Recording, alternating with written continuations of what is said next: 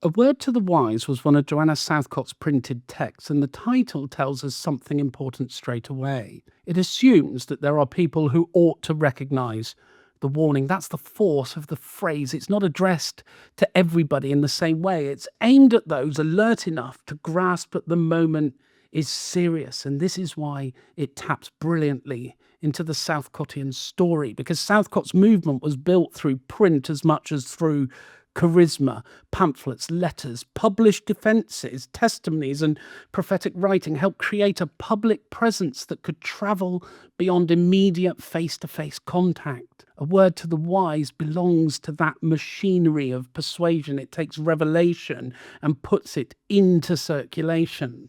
The title also reveals the moral tone of the movement. There's a warning here, admonition, urgency. The wise person is the one who responds before it's too late. The pattern is common in prophetic religion. Messages are not merely informative, they divide hearers because some accept, others mock, and some delay, and the text itself becomes part of the testing. Southcott was not simply a visionary speaking into the air. She and her followers understood the importance of publication and that print gives prophecy durability. It can be reread, distributed, quoted, challenged, and defended.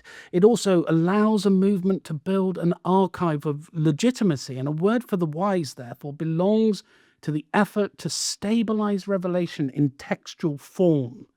It's part of the way that Southcottianism negotiated authority. A printed work can address critics, gather supporters, and project seriousness. It says that this was not merely private impulse, but here is a document, here is a statement, here is a warning set down in black and white. And in an age of pamphlet culture, that is so crucial. Theologically, texts like this worked by placing readers inside sacred time. The question is not whether Joanna had written something interesting. The question was whether readers were living at the edge of the divine intervention and being warned accordingly. The printed warning takes ordinary reading and loads it with apocalyptic significance, and that's one of the reasons that the texts had force. Of course, from outside the movement, such works could appear self-authorizing. Why should someone accept that this warning really carried divine weight? That challenge never really disappears, but the point historically is that the movement